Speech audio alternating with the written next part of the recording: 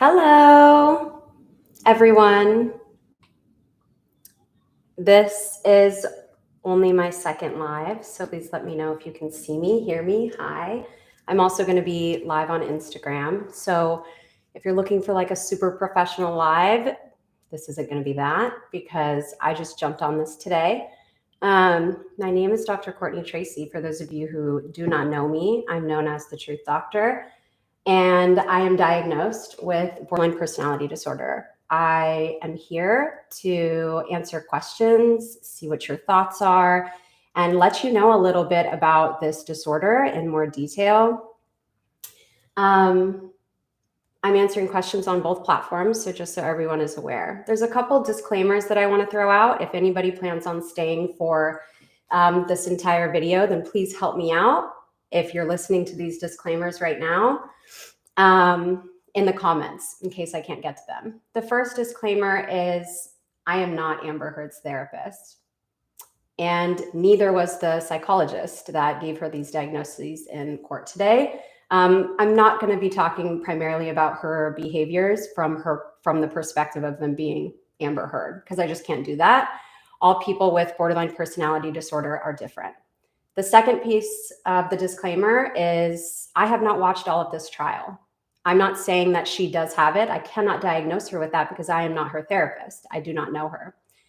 The next thing for the disclaimer is this video is not going to be excusing her actions. I have posted a couple things on my Instagram already, and I've received a few comments from people saying that people would just do anything to make the perpetrator the victim. This video is not going to be saying that. I, as somebody with borderline personality disorder, am very aware of how much damage, it makes me emotional, how much damage a disorder like this can cause other people. So please know that this video is not going to be an excuse of any behaviors that borderline personality disorder can enact. I'm here to share the truth as somebody with borderline personality disorder, because every article that I've read has just said that in totality, people with borderline personality disorder are terrible people and they don't care about others. And that's not true, even though the behaviors may very outwardly appear to be that way. Also, just to put it out there, any act of physical or verbal or even nonverbal threats of violence are unacceptable. And this video, again, is not meant to excuse any behavior like that. A couple things on the actual diagnosis of borderline personality disorder before I get into the symptoms, how I've experienced the symptoms, and what I think about the causes of the symptoms of borderline personality disorder and what it really feels like to be somebody that has the disorder and a mental health professional who can explain this disorder in a really personal way. What we know from the new DSM-5 TR that came out not too long ago is that at this point, 1.4% of the American population suffers from borderline personality disorder.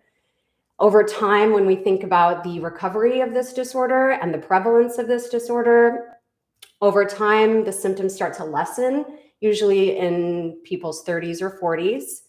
The symptoms that usually disappear first are impulsivity, and then the mood changes and the feelings of emptiness or the fear of abandonment usually takes a lot longer to subside. The impulsivity goes first, usually because in our 30s and 40s, we have gone through so many consequences of our actions, and the brain has also changed to a certain degree, perhaps based on different societal or familial roles that we've had, or just ourselves maturing more in general and realizing that we cannot be living in adulthood acting the way that we are acting. But it's honestly usually the result of really awful consequences that we end up facing as a result of our behaviors. So I want to get into the symptoms, and then I'm going to get to any questions that you guys might have. Borderline personality disorder is a very complex disorder. So it's a personality disorder. It really affects the whole person. And often mental health professionals are very fearful of working with people with borderline personality disorder because of the types of symptoms that we have. So let's start with the symptoms. The first symptom is we will do anything to avoid abandonment. And when I say we will do anything to avoid abandonment, that doesn't mean everybody's going to be violent, doesn't mean everybody's going to have multiple relationships or be unfaithful or whatever it is. We are afraid of abandonment because the attachments that we had when we were younger, for the most part, this can also happen in early romantic relationships, let us down in one way or another and really started to affect our sense of self as we were maturing. So most symptoms of avoiding abandonment start in young adulthood, and that's what happened for me as well. Sometimes people can start to show borderline personality disorder symptoms when they're 12 or 13. I honestly think I started experiencing them when I was 14 or 15. So anything to avoid abandonment. This looks like extreme sensitivity to your environment. So if we are so afraid to avoid abandonment, then what has happened in me and what I've seen in the clients that I've treated and what I've read in the clinical research, again, everyone with BPD is different, is that it looks like extreme sensitivity to the environment. When somebody walks away from you, I assume, I guess I'm just going to start saying I assume and have assumed pretty significantly in the past that I did something wrong or that somebody doesn't want to be around me. And it still kind of looks like that a little bit today whenever I have projects that I don't necessarily end up going through with because people don't want to do that, or friends want to hang out and then they don't want to hang out. I feel like shit. And I feel like it's me and I'm bad and I'm evil and nobody likes me and it's all my fault. And that's kind of egotistical, right? But the difference is that it doesn't come from, let's say, like a narcissistic personality disorder ego would come from. It's more so just that, like, I want to exist and I feel like you don't want me to exist because you're leaving me. It is kind of pathological. And by that, I don't mean that there's something wrong with what's happening, because it makes sense, but it's wrong in terms of how we are interpreting the environment. So one, avoiding abandonment looks like extreme sensitivity to the environment. It also looks like getting mad or feeling super ashamed whenever somebody wants to leave us. Usually when we feel ashamed if somebody's leaving us, then what that's going to look like is we can self-harm, we can go into self-isolation because we're going to leave them before they're going to leave us. Or if we can't handle that shame, or the shame isn't there, then anger can come up right away. That anger can either be to get the person to come back. It can be as a self-defense that we don't care about them anyways. And so, it's just any way to avoid abandonment. So if we feel like somebody is avoiding or somebody's abandoning us, we will abandon them first. And I'll get to that soon. The second one is unstable, intense interpersonal relationships. And as you can imagine, if you have fear of abandonment, then you would probably end up experiencing really difficult interpersonal relationships. Because as somebody who's been working on recovering from her borderline for 7 years, what I've learned is that people need space. People aren't thinking of you all the time. Every action that somebody does is not a result of what they think about you or what they don't think about you. But we don't know that. I didn't know that. And many people with borderline personality disorder don't know that. And so we think that there's something wrong with us, or if we can't handle that, then there's something wrong with you. Also, because we have a fear of abandonment, we can latch on to people very quickly. And we've seen that as well. In this case, I've seen that in me, I've seen that in my clients. We idealize or find a favorite person that is going to take care of us, somebody that gives us attention, affection, makes us feel like we matter and like we exist, because that's what we've always searched for. It's a way for us to avoid what we're most afraid of. However, because we are so afraid of being abandoned, if you show us one sign, again, I'm going to say us because I'm talking about people with borderline personality disorder, and continue to say the disclaimer that everyone is different. If we feel like you're going to leave us, then we will leave you first. And what that actually ends up doing is we end up abandoning ourselves, and we end up abandoning people that really care about us. And that was a lot of my pattern. It's called splitting. So you love them, you hate them. I think one of the books of borderline, I'm looking at my library right now, I think it's called like I love you or I hate you, don't leave me. And that really implies that I hate you, don't leave me. And I did, we saw a lot of that in this case of this type of behavior. The next one is unstable sense of self or self-image. I actually have a tattoo on my neck that says I exist. And I have that because I truly, for most of my life, felt like I didn't exist. I didn't matter.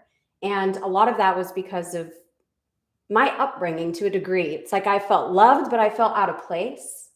And, you know, my parents had issues. And so I felt like, is it me? Because like every kid thinks that when you're growing up, is it me? Like what's going on? So we have an unstable sense of self.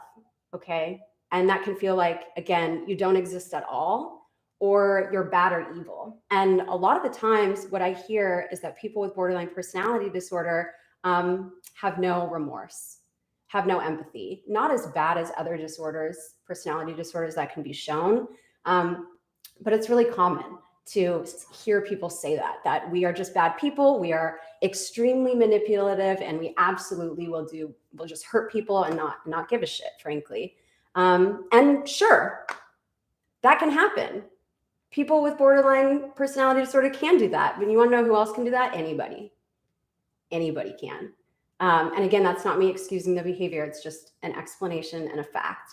But when we are experiencing the disorder, we can feel bad or evil, not only because people say that about us, but also because of the way that we're acting. It makes people not necessarily want to be around us.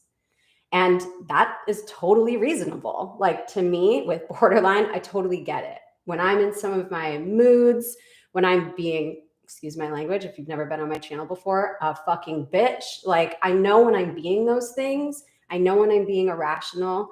Now, I didn't know then. And so somebody, let's say my boyfriend, who's now my husband, would be like, I don't want to be around you right now. Not only what is that going to make me more mad in the past, because now I feel like I'm being abandoned, but at the same time, I feel like this sense of shame. I'm so bad. I'm so evil. Like, what the hell is wrong with me? Why can't I change? Another disclaimer in case you just came. This is not an excuse of any behavior. This is an explanation of behavior. Not everybody is the same. And I think it's super important for you to know I'm coming from my own personal experience. Okay. Next is recurrent suicidal ideation or self-harm. When you feel empty, which is another symptom that we'll get to, when you feel like you can't be alone, it's very overwhelming. And it's very difficult to live in the world feeling that way. It's not an excuse to be violent. It's not an excuse to harm other people. And it can sometimes be, you can feel like it's an excuse to harm yourself. Why should I live when I'm so difficult? That's one thought. Why should I live when I'm so difficult and nobody wants to be around me? Next is I should just hurt myself so that I can feel something. And both of those are really difficult. And so there can be moments where we're really heightened and we're really angry and we're really impulsive, or I am really angry or really impulsive in my past. And it can be this explosive feeling of you should just die. But at the same time, there's another aspect to this symptom. And this is the way that I primarily experience it, is every single moment, your brain will just say, you should just go kill yourself. Like, all the time. And there's no reason behind it. And I used to use a lot of substances and drink a lot of alcohol to avoid that voice, to avoid it. It was so incredibly overwhelming. So it shows up in different ways. It can be explosive in certain moments, or it can be absolutely constant. And so it makes sense that some people may follow through with that act because it's extremely overwhelming to have that in your brain all the time. The next one is unstable mood. And this can be dysphoria, so just like low mood, like just feeling depressed at times, or you can be irritable, or you can be super anxious. So I also have generalized anxiety disorder. It's really bad. People can also experience anger, panic, despair. And the issue with this primarily is because we have such a fear of abandonment, we also have a really difficult time trusting people. So if you were to say, like, I want to help you feel better, like I'm going to be here with you today, it's really difficult for that to matter. It's really difficult for that to seem like the truth. And so I think that may be one of the reasons why mental health professionals have such difficulty in agreeing to treat this population, the population that I'm in, because it's hard to make our anger and our despair go away by you telling us that you'll be there for us. You know, it's like standing on the top of like the Empire State Building and somebody just being like, don't worry, you won't fall, like all the way on the top. Don't worry, you won't fall. Yeah, right. Like, get me the fuck down. You know, like that's how I would feel in that moment if I was up there on the Empire State Building. It gets easier if the relationship can continue on for a long period of time. I've been with my husband now for coming up on 17 years. So he's been with me since 15. And he has been the brunt of a lot of these symptoms, and it's totally unacceptable. So once I get through the symptoms, I'd love to talk about boundaries. I'd love to talk about how this is unacceptable, these behaviors that happen, and talk about what it feels like to see something so public about this disorder and not just try to justify it, not just say like, well, it's fine. You know, it's not fine. It's not fine. Like, it makes me emotional. Like, it's not okay that these actions have happened. And I feel that way because I've done them a lot when I was younger, and it's just completely unacceptable. So the next one, there's 3 more symptoms, and then I'm open to questions. So I'll scroll through them. Feelings of emptiness. This one's really hard. I've tried to sort of express this in some of my recent posts. Feelings of emptiness. I think part of it has to do with like, you have no idea who you are. You don't really have a sense of self. You aren't truly connected to the people around you because you're afraid that they'll leave. And you have such an unstable sense of self that I don't understand, and this is still a thing, I don't really understand, I can't really perceive that other people have a stable sense of self. Like, I don't get it. And it's really sad that I don't get it. And I feel like it's the other way around too. Like, many people aren't going to understand who don't have borderline personality disorder, that having it like is really overwhelming, and you like have no sense of self. And you just feel completely empty. So part of that is engaging in exhilaration, like impulsivity and substance use, and just get rid of this feeling of emptiness in any way possible. The feeling of emptiness is so much stronger than the feeling of connection in the beginning. So often in relationships, although I or somebody with borderline may be in a relationship with somebody, that feeling of emptiness comes so much faster, like it's not enough, because we feel we've been so deprived our whole lives that this one relationship is not enough. So it often leads to infidelity and multiple relationships when people believe that you're in a monogamous relationship with them. And that was a lot of my behavior as well. Next is inappropriate, intense anger and difficulty controlling it. And even in the criteria, it states physical fights. So this is common. And this is a lot of what we saw in the court case today. And I think what's important to say is that that's also followed by really extreme guilt and shame. The problem is that feeling that guilt and shame after you have been violent, at least in my experience, is that guilt and shame still doesn't stop you from continuing to engage in the behavior for a really long time, until you really let yourself feel the guilt.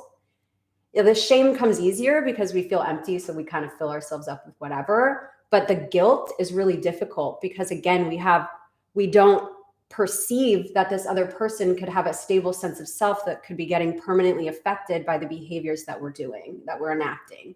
And that's really sad. We, all human beings, some people with borderline personality disorder can hurt other people really unintentionally because they truly have no sense of like what the hell they're doing. At least I didn't. And that's not an excuse. It's still not an excuse. So I'm going to throw in that disclaimer as well. It's still not an excuse. The last one is transient stress-related paranoia or dissociation. This can happen a lot because our brain is really overwhelmed. We're constantly in fight, flight, freeze, or appease mode to not be abandoned.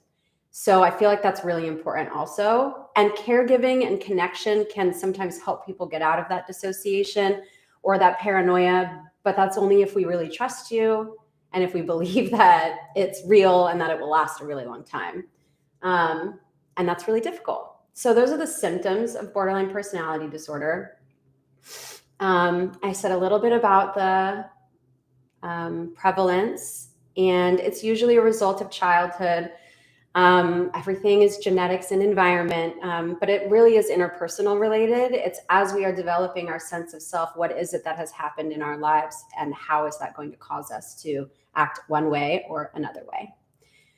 So I'm going to take questions now.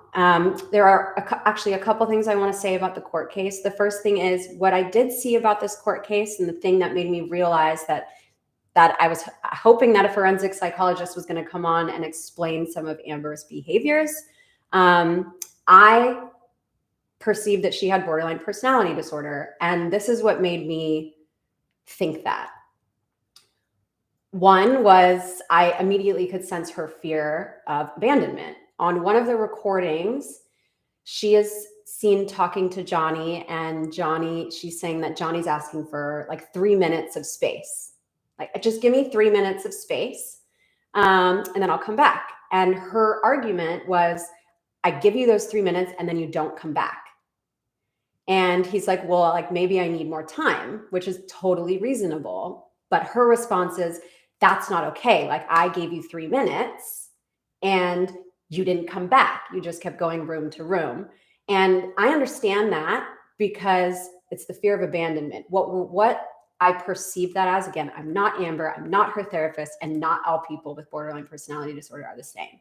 When I experience those behaviors or these symptoms within me, this happens all the time with my husband. It still happens sometimes. It's like probably one of like the legs that held up my pathological behavior in the beginning of our relationship is I didn't want him to not be around me. And when he told me that he was going to go somewhere, it's like giving trust. Like, I'm going to trust you for this amount of time. And then it's like, I would get so mad when he wouldn't show up back in time. It felt like he lost my trust. And that's my own wiring. Like, he was just late, or he had to get gas, or like, it was never like he was intentionally trying, or in Johnny's case, he was trying to not experience physical violence or verbal violence or whatever it was. And so it's usually reasonable reasons why somebody doesn't come back when they're supposed to. And again, because of the way some of our brains are wired, that doesn't matter, because now you've crossed our one line of this has gone too far, and now I feel really alone, and like, you fucked up, basically. That's the thought process. And so right when I heard that part of the tape, I was like, oh, like, I get this. Like, this is so familiar, along with all the other symptoms that I discussed and that were expressed in the court case as well. When it comes to the diagnosis of Amber actually being diagnosed with histrionic personality disorder and borderline personality disorder, a lot of people are saying that how can she be diagnosed with a personality disorder when the psychologist or psychiatrist, excuse me, I don't know which one, this has all happened very quickly today, only spent 12 hours with her. Forensic psychologists, that's often the case. They often go and meet with clients or individuals who they haven't treated specifically to provide an assessment and a clinical presentation outcome of this person. One thing I can say is that it's really important for us to keep an open mind, because this psychologist was hired by Johnny Depp's team, was given all the information and evidence from Johnny Depp, and then spent 12 hours with Amber. Those are just facts. So again, a lot of people are saying like, this is a bad diagnosis. This shouldn't actually be put in the court case. And I feel like that isn't actually true. This is how it works. So it's how it works. If there was treatment, then they should have her treatment records. Those should be brought into the court case as well. If she's ever actually been treated for this, been diagnosed for it in the past, like more information needs to come. And I'm not a lawyer. I don't work in the court system, but I do feel like that's likely going to happen to make a case stand for this type of diagnosis. I think it's really important that there has to be more information. It can't just be Johnny's evidence and then meeting with her. So I just feel like that's important to say as well. Okay. I'm going to start by looking on YouTube because there's a lot less comments on YouTube because I put it on slow mode, which is cool. I wish I could do that on Instagram. So give me a moment. Let me read through these. Thinking about the stigma of BPD. Okay. Does CPTSD look like this? Yes, it can.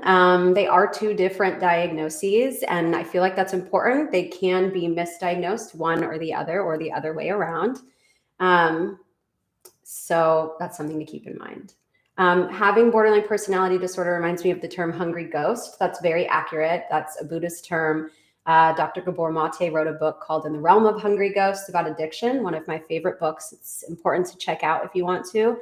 The human experience is looking for fulfillment. And as a hungry ghost, if we don't find fulfillment, we can search for it in random areas of life, like substance use, relationships, or we can manifest it in these fears of abandonment, feelings of emptiness, and things like that. Okay, let me see.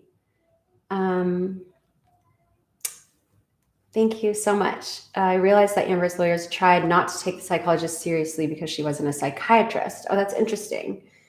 I'll have to look back at that. Okay, I'm going to come over to Instagram. So if there are questions in YouTube, please put them in. I don't mind repeating it if you've just showed up. I've gone over the symptoms, some of the prevalence, some of the course of development, and a lot of disclaimers. So just so you know. And it looks like I've been on for about 30 minutes, so I might go for another 10 or 15. Okay, so there's a lot of questions in Instagram. Can you guys just rewrite them? I'm sorry, I just don't want to not. Okay. How do you gain control of your own self if you're constantly running from your reality and dissociating? Okay, so I experience dissociation almost every day. It's on a spectrum. So if you're like, hold on, you're a therapist, what the hell are you talking about? You dissociate every day. But I do. It can be mild as far as me zoning out. It can be me just feeling like I go, like just totally detached from the reality that I'm in. That used to be very overwhelming for me. And I would just get drunk every day. Like that's what happened. That mixed with my mind telling me I should just take my own life every day too was really overwhelming also. So how do you deal with those two things? How do you deal with trying to run from your mind and run from your life while also wanting nothing more than to have a mind and have a self and have a life? It really comes with acceptance initially and acknowledgement of how you function. The reason why I even have platforms on here of almost 2 million people across 4 or 5 platforms, I don't know, is because I really want people to understand how their mind and body work. That is the first step to not engaging and harming other people or harming yourself if you have borderline personality disorder. We're so afraid of abandonment and that includes abandoning whatever sense of self we do have and whatever defense mechanisms have been working for us in the past. We don't want to abandon ourselves.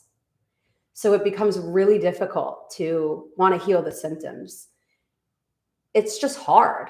Also, we've pushed so many people away. And another disclaimer, I keep saying everyone with borderline personality disorder is different. I'm just not sure how else to say what I'm saying. So that's really important for you to know as well. We have to accept the way our mind and body function, whether we have borderline personality disorder, whether we have any disorder, whether we have no disorder. We have to understand how we function, our body and our mind, so we can work on it.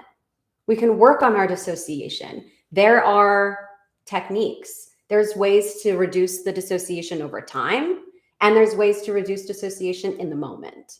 And I can go into those things at a later time if you'd like. One of my longtime followers just asked if I drank water today. No, but I'm pretty sure I sent out a text to 5,000 people telling them to drink water today. So if any of you are those people, my bad. I'll drink some right now. It is very good for you. Okay, let's see. I see she was also diagnosed with histrionic personality disorder too. What are the differences and overlaps? Okay, so, I mean, HPD is a totally separate disorder in the same cluster of personality disorders, but I can say like two of the main symptoms. One is just like totally outward expression of like emotion, like overly, like as if you're acting, right? And you know, there's a course of development and reasoning for that as well. And I would say like that's mainly one of them, and also just like,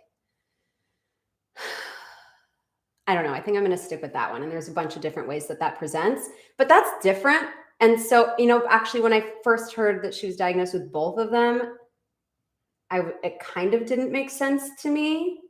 It felt like maybe what someone was saying, like the 12 hours wasn't enough time. But that's the main difference. Like main criteria for borderline is fear of abandonment, and unstable relationships are like the top two. And then like one of the top for histrionic is just like, as everything has to be so explosive and out there and exaggerated instead of explosive. Sorry, I want to say exaggerated. And there's reasonings for that. There's a reason why the person feels and has the habit of engaging in that type of outward expressive behavior. And often it can be because they're not taken seriously, or they needed to be noticed in their life, or, you know, and it has a lot to do with childhood and relationship upbringing.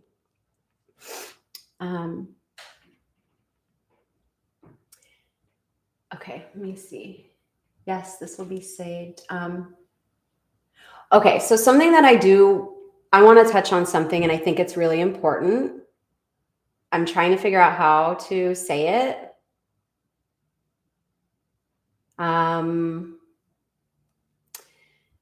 Okay, well, I guess the first thing I have to say is hold on, because my laptop's going to turn off. Okay, I'm sorry if this is unprofessional. Hold on. I want to make sure it's charged.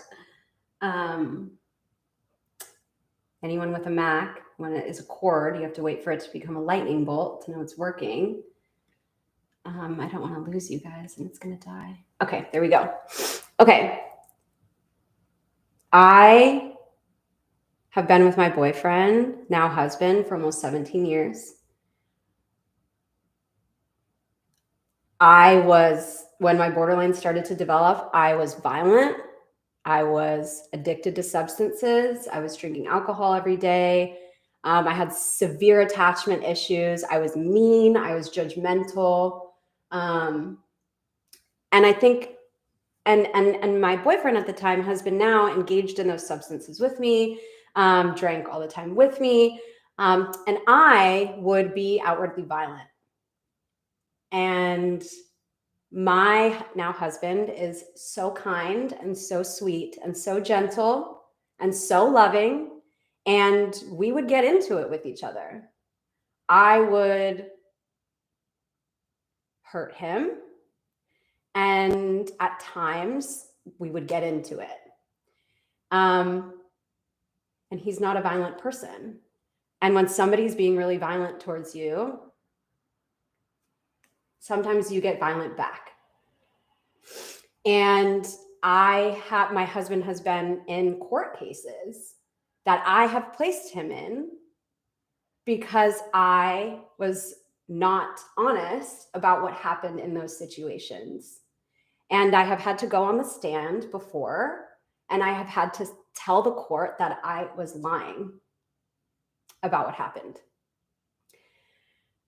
So that's why this case is really important to me, because I know what it's like to be in this position and to do things that you would never do once you're healed. And what's really messed up is that I have a clean criminal record and my husband doesn't. And it's really messed up. And this is when we were in our early 20s. This was like 10 years ago. And it's so difficult when you're in a long-term relationship with somebody with borderline personality disorder to stay stable. It's so difficult. And that's also not an excuse for behavior. Like, people being violent on one another, like, none of the violence is okay. Sexual assault is not okay, which is also partially in this case. And again, I'm not following the whole case, but I am someone that has borderline personality disorder, that has been really in the crux of it, and that has now been very I'm like in recovery, and I'm a totally different person, and I know what it's like to do the things that Amber's being accused of doing, whether she has borderline personality disorder or not. I know what it's like.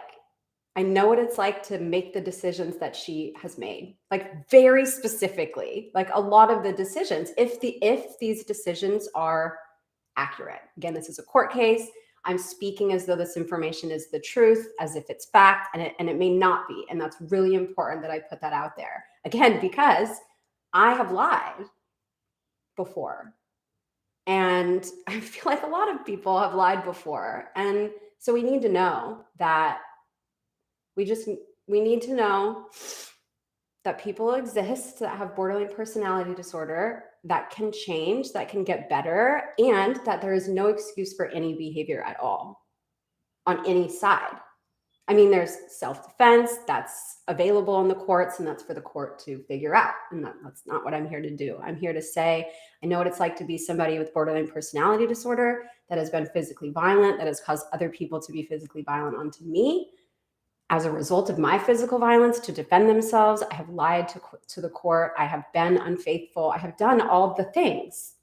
And that's why I say that there's no excuse, because there isn't. It's not acceptable to treat people in the way that I heard and have seen both people in this relationship be treated.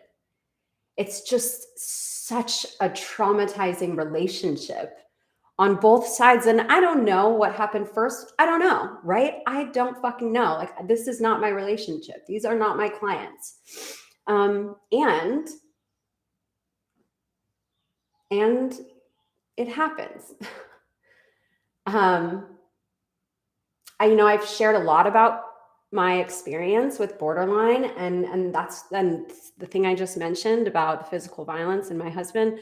I've only briefly mentioned it once on a podcast in one sentence. And so I didn't know I was going to necessarily go there. I didn't know I was going to be sharing this type of information on my platform. But I think it's really important. And so I will continue taking questions. Let me say this. Okay, let me read this. The word borderline is a damaging word, and in my opinion, causes judgment and more pain. I don't feel like it accurately represents the disorder. It's all traumatic, but that label doesn't help.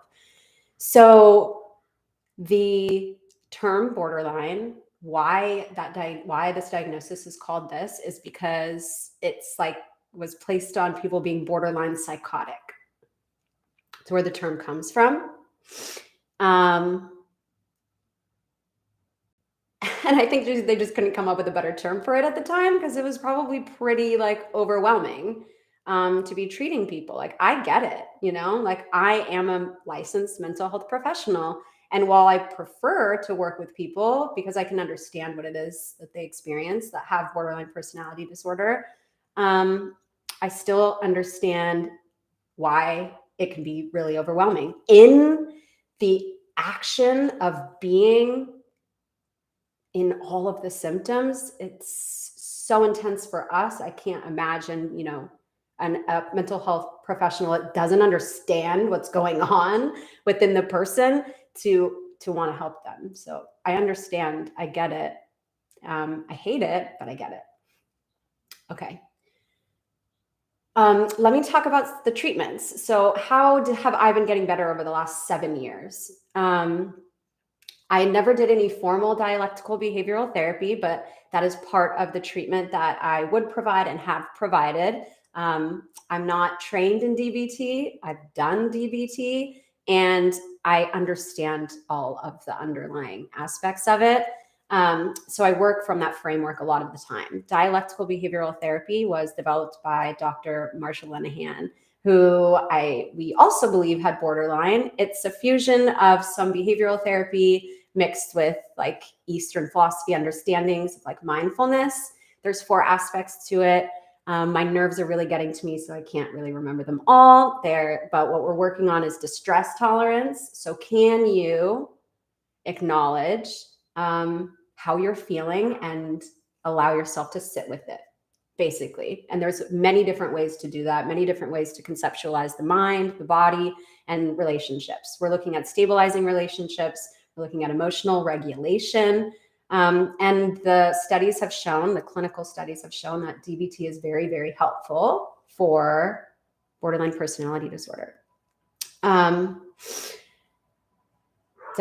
behavioral therapy, radical acceptance, mindfulness, emotional regulation, interpersonal relationships, distress tolerance. Also, I think a big piece needs to be placed on, thank you so much, needs to be placed on the body. So somatic experiencing, any other form of somatic activation, yoga, stretching, regular routines of exercise. When I and some people have borderline personality disorder, we're in fight, flight, freeze, and that affects the whole body. We are in almost a permanent trauma response.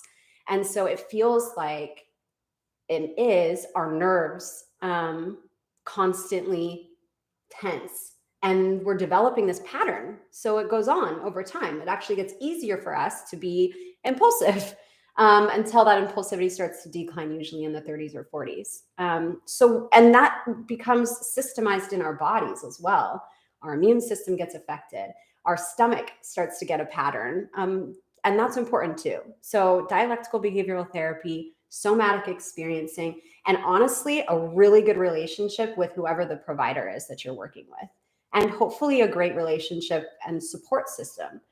I'm still with my husband, and we're going to get to boundaries because my husband should have had much better boundaries with me. And that's really important too, I think.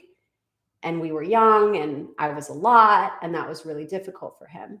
And I think it's important. Okay, I'm losing my train of thought a little bit. Dialectical behavioral therapy, somatic experiencing. Oh yeah, relationships. So we want to have people around us that can help us. Yeah, I guess we can just go right into boundaries, right? But that can be difficult because of all of the symptoms, all the symptomatology that I just went over with you all earlier. As somebody who has borderline personality disorder and still struggles with feelings of abandonment, feelings of emptiness, thoughts of like passive thoughts of suicidal ideation. Like I don't ever have urges, for all the you clinicians out there, no intent, no plan, no attachment to them, but they're there. So as somebody that has those experiences, I don't ever want to be alone. Like I really don't. And even when I'm angry, more when I'm angry, And that's not a good time necessarily for people to be around me. So it feels like often when people are experiencing borderline personality disorder and they're really in it, I like that. Someone said, take a breath and pause. That's helpful. When they're really in it, we can get mad. You don't need space. Stay with me. Like you're not even the one that's struggling right now. Like you have no idea. And that's the thought process, right? That's not actually my logical perspective. So when somebody tries to set boundaries with us, with me, like it's a lot different now, but it's like, that would be the worst thing ever. And like, you're ruining my life and you're making me feel terrible. Do you know how that makes me feel? And I heard a lot of that on the recordings. Do you know how that makes me feel when you leave me? And very little acknowledgement of, well, you're treating me like this. Like, what am I supposed to do? Like, just take it? And that was like the main question that I got in my Instagram stories when I said, what questions do you want me to answer? It was, how do I react and stay in a relationship and communicate with somebody with borderline personality disorder? First thing that I really want to say about that is like, you need to take care of yourself. And let's say I'm talking to my husband, maybe he's even on here, hey, and I need to deal with it. And that's the truth. You need to take care of yourself and I need to deal with it. And in moments when I really, really need you, I hope that I have not harmed you so that I can get your support. Like, that's ultimately what it comes down to. And that was it for me. Like, it was 2012. I really kind of started on my healing journey in 2015, but in 2012, my husband was like, that's it. Like, I'm done. Like, I'm done with you and how you're acting and the substances that you're using and your infidelity. And like, you need to get your shit together. And I've been on a journey ever since for the last 10 years doing that. But a lot of boundaries were set. And it was like, I'm going to divorce you. Like, I am going to leave. And of course, what did that do? That's why it's so difficult. It's like, oh, you're going to leave? And that's like my worst nightmare. So it's so complex. And he still deserved to set those boundaries.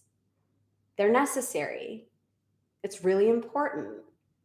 And the person, here's the thing. And again, every human being is different. Every person with borderline personality disorder is different. For me, I always knew that it was like fine for him to take his space. Of course, because I want space. I'm a human. I get it. And it was the worst thing that he could ever do. That's part of the missing piece, I think, is when people don't understand and know personally what it's like to have borderline personality disorder, it doesn't make sense. And it feels like they don't understand, or like they don't know that sometimes, and I said that kind of in the beginning, sometimes it's like, we have such a fragmented sense of self that we can't understand that you have a stable sense of self, and that's getting hurt and that's getting changed by my behavior. That has gotten better over time. I remember when I first started my master's program and I was working at this treatment center that I worked at for 4 years. I told my clinical supervisor, who's still a good friend of mine, I just haven't talked to in a while, I don't think I have empathy. If you've been following me for any amount of time, you know I am an empathetic person. I care so much about the well-being of other people, and I often put myself last, and that's something that I'm actually working on right now. What changed? I accepted the way that I was feeling. That was part of, I didn't do DBT, but I did all the aspects of it. It's part of it, radical acceptance. I feel like shit a lot of the time. I'm afraid to be alone all of the time. My mind tells me that I should kill myself all of the time. Like, I just want to go get totally fucked up so that I can forget about the fact that I feel numb constantly. Those things are still true for me, but I don't react on them.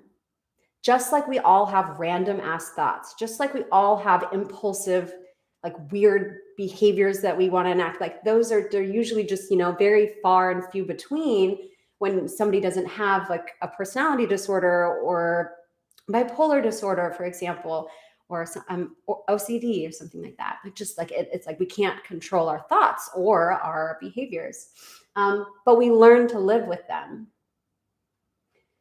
It's very hard, and we learn to live with them. We learn to accept who we are and the way we act and the things that we need, so that we don't have to get mad and start hurting other people and breaking other people's boundaries and not allowing them to have their own life, because we don't understand how we function and we don't understand how to give ourselves the things that we need.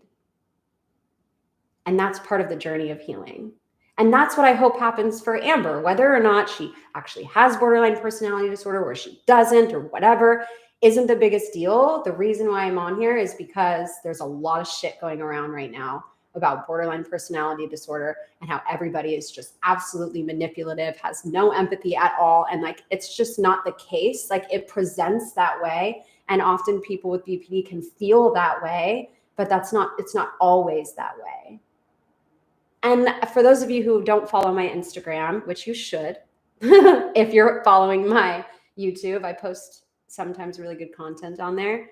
I've just been a little quiet lately because I'm working on a lot of stuff. It's the.truth.doctor. What time is it? Sorry, I just got a notification. Okay, I only have 5 minutes left. Oh God, I don't remember what I was saying. Does somebody want to remind me? And then I'll get to another question. It's like one of my worst actual fears is like, oh shit, what was I going to say? But you guys have been really nice, so thank you. Yeah, I don't remember. Okay, well, I have 5 minutes. So, I was talking about hopes for Amber. Okay, yeah. Thank you so much. Whether or not she has it, that was so helpful. Thanks. She deserves to get better. Any of you out there where you don't know why your brain acts the way it does, why your mind thinks the way it does, why your body has the reactions that it has, like, you deserve to know. And that's going to be the beginning of your healing journey. And it may not even be fully understanding or knowing what's going on with you, but it's knowing that you want to get to know it and finding your first avenue to do that. And you're welcome for speaking out. Thank you so much for being here. If you don't follow me on YouTube, it's The Truth Doctor Show. If you don't follow me on Instagram, it's the.truth.doctor. Final disclaimers. I'm going to try to watch the rest of this court case to see how it ends up transpiring. If anybody who's watching either of these lives has questions, please DM me on my Instagram. I doubt I'm going to be able to put my phone down all night. Let me know in comments. I don't know if the chat becomes comments. Again, this YouTube thing is relatively new for me. But let me know, like, how was it? Thank you so much for telling me how it was already so far in the chat and in the comments. Thank you for being here. Thank you for listening to me. I don't think I saw any like negative comments, and that's really helpful because I'm talking about something extremely personal to me. And I'm so proud that I didn't just break down and cry, because I'm a crier. And I just said a lot of shit, a lot of honest stuff about myself. I hope that this helped anybody with borderline personality disorder. I hope that you know that you are not like anybody else with borderline personality disorder and not like any other human being on the planet, and that's okay. There's nothing wrong with you. There's nothing wrong with that. There are behaviors that we may enact that are wrong. There are things that we may do that harm other people that we don't want to be doing anymore, and that makes sense. And I'm glad that you exist. I really am. That's why I end everything by saying that. Because it's too many people take their lives because they don't feel like they matter, because they feel empty. And you all do. Every single one of you. And sometimes people say, how can you say that to people that you don't know? It's like, because I know what it's like to live on this planet and experience the human condition. And it's not easy. So that's what I mean when I say it. And so I'll end it by saying it one more time. And then there's going to be an awkward pause depending on which platform I end first. So as always, I'm glad that each and every one of you exist. Have a good night.